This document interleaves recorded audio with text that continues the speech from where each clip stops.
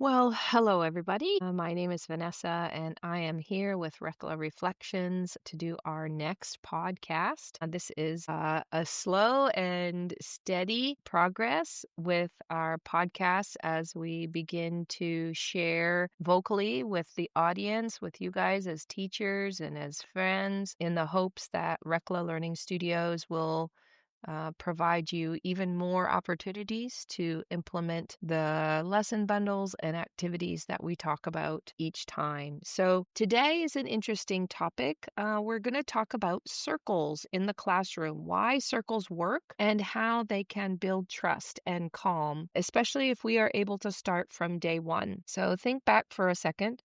What did your very first day of school feel like? For some of you, that might have been a long time ago. For some of you, maybe not so long ago. Maybe you were a student scanning the room for a friendly face, or think about a time maybe when you were the teacher, standing there with 30 pairs of eyes on you, waiting to see what you'd do. Stressful, right? That first day always has such uncertainty. So now here's a thought. What if something as simple as sitting in a circle could change that stress level? What if circles could bring down the tension, build trust, and make the classroom feel calmer for you and for your students? What Finland teaches us about calm. Rekla Reflections and Rekla Learning Studio are aligned with Finnish pedagogy.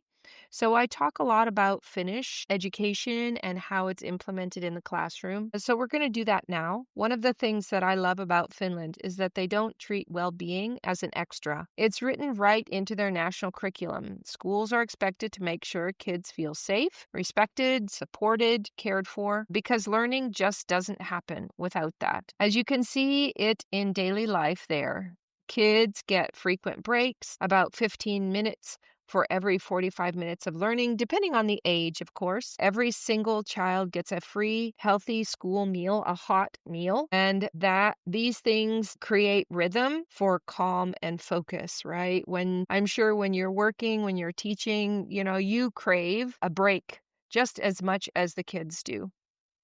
So circles, how do they fit in to this mindset of calm and refocusing? It's actually a really good fit. It sends a simple signal that everyone belongs, every voice matters, and that's why you'll see Finnish teachers using circles to start the day, maybe to ease a transition or to close things down with a reflection. It's about trust and connection, not control.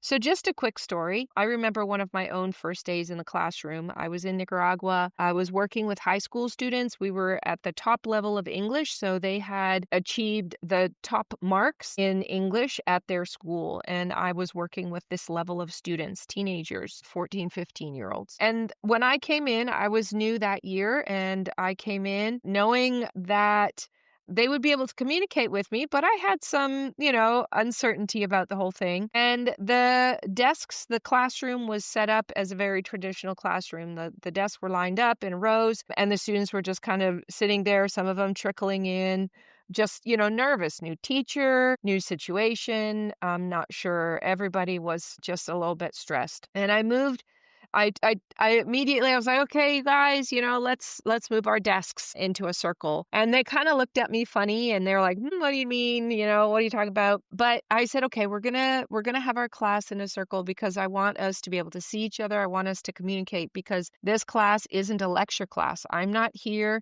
to stand up in front of you guys and just lecture English to you. This is a conversational class. We need to see each other. We need to feel each other's presence and connect with each other. And something shifted. The students, understood the process. They moved into a circle.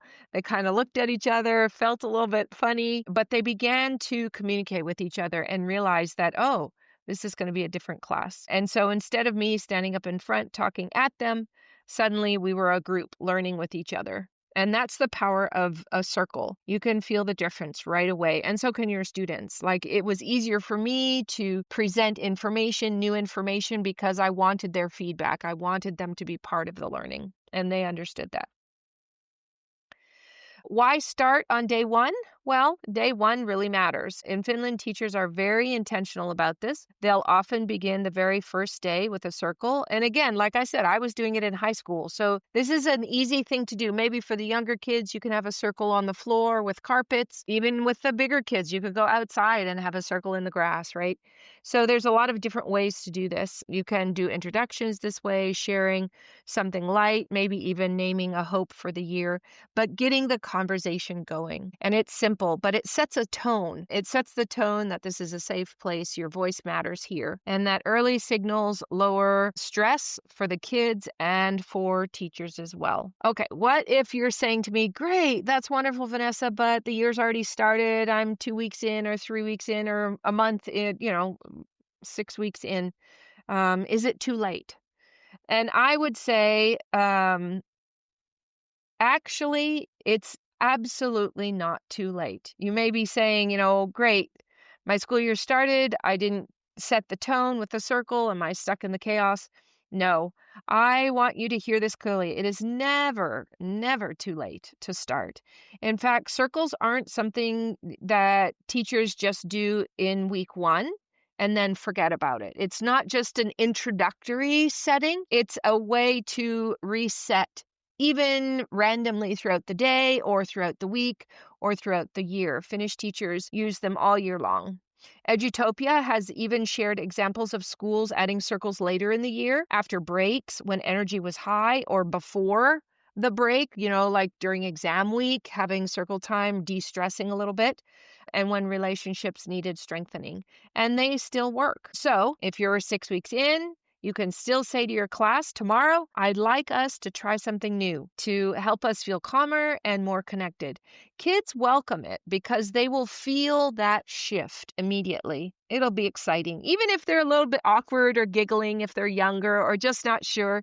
In the older group, maybe they'll just get really silent because they can see their peers, but they will soften to the idea of conversation. And that's really what we want in our class.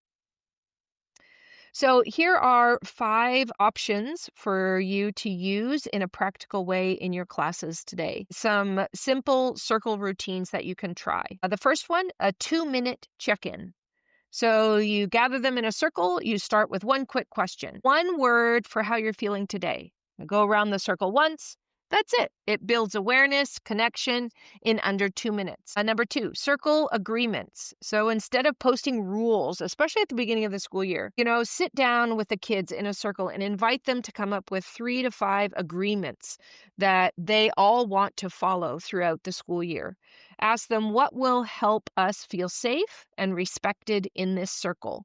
And ownership is part of that. The students will begin to take ownership, and it becomes more their responsibility than the teachers to control behavior. Number 3, talking piece. So maybe grab a small object, something that is just a stick, a rattle, I don't know, even something silly like a teddy bear. Grab an object, a ball, a pencil, something that signifies that's the speaking stick, right?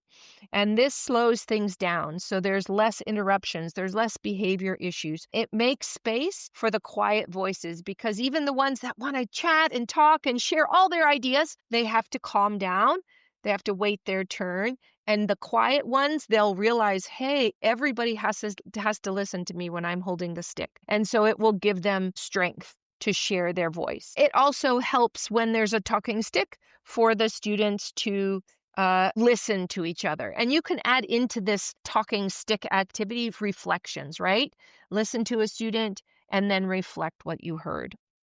Number 4, a calm reset. After a noisy transition, when they're all coming back in from PE or something exciting, they had a birthday party or they went to the library and they came back with a bunch of books and they're all excited, right? Bring everyone back into the circle. Take 3 deep breaths together and restart. You could even do a couple yoga poses. It doesn't take more than a minute or 2. Finally, number 5, closing reflection. End the day with one question, right? Gather as a circle and just talk a little bit. So what's one thing that you learned, or what's one moment that made you smile? It helps kids leave the calm and you get to check a pulse check on the day. Find out if the things that they did today were resonating with them.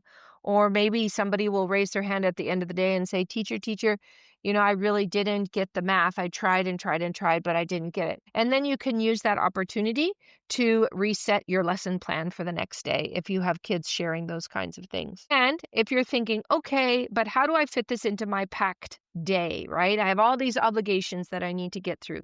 That's exactly why I have created the Circle Time Bundle. It is a ready-to-use lesson set with prompts, activities, and even large class adaptations.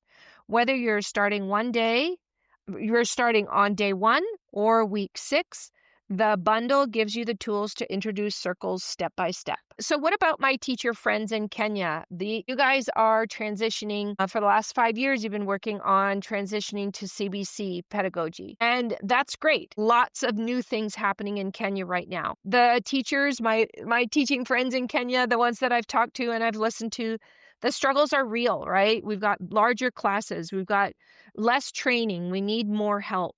So in Kenya CBC, one of our key competencies is communication and collaboration. So circles are the perfect way to build this, not by talking about collaboration, but by living it, right? It's great to tell your older kids, okay, you guys need to collaborate with each other.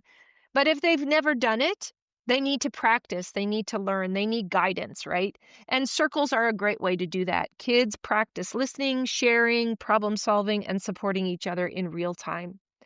That's why circles are such a natural bridge between Finnish Calm and CBC's focus on competencies.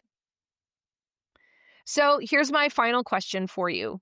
How might starting or restarting a simple daily circle shift your classroom's energy this week? Finland shows us that well-being and learning go hand in hand. Edutopia shows us how circles can make that visible with simple routines, check-ins, agreements, talking pieces, mindful closings. Calm doesn't just happen. I'm sure you guys know that. We have crazy kids, and it's really hard sometimes to get them to calm down.